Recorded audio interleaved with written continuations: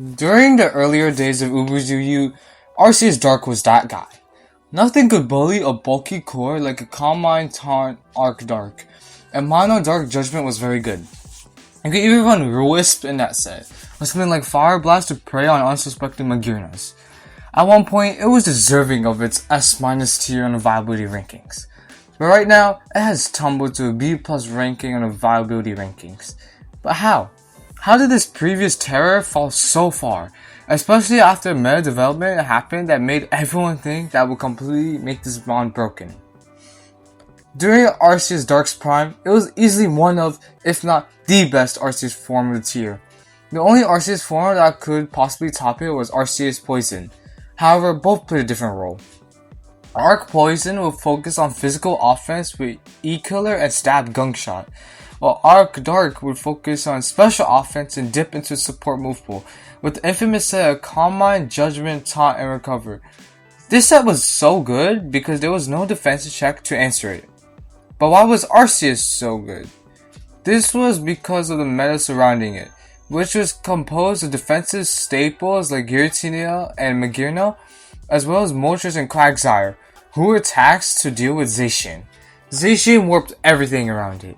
Combine Arceus forms, cooked. Palkia Origin, obliterated. Roaring Moon, don't even bother sending it out. And Arceus Dark loved taking advantage of this meta.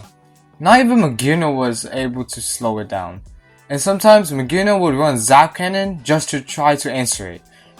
Other niche options like Clefable and Okidogi even started to pop up due to how broken Arc Dark was.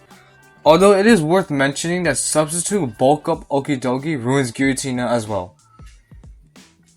And then, on March 13, 2025, the meta warping beast Zacian was banned from UberZooU, and the meta got reshaped drastically.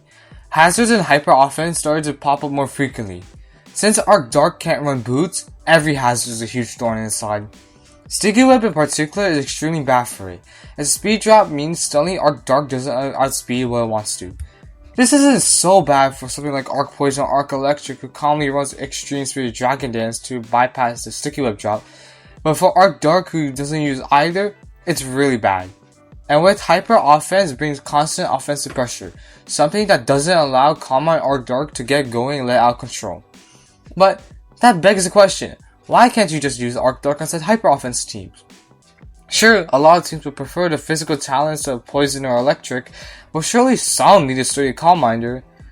The reason is because Arc Dark isn't strong enough to function on such teams. This is because part of its strengths comes from its defensive merit, which these structures do not care about. Another Arceus, like Ice, has little defensive merit, which is fine for a hyper offense structure, but has much more offensive potential. And with that, Arceus Dark fell to the wayside. And don't get me wrong, it is still quite decent. It's just such a fall from grace from the behemoth it once was. Start digging in your butt, twin. Start digging in your butt, twin.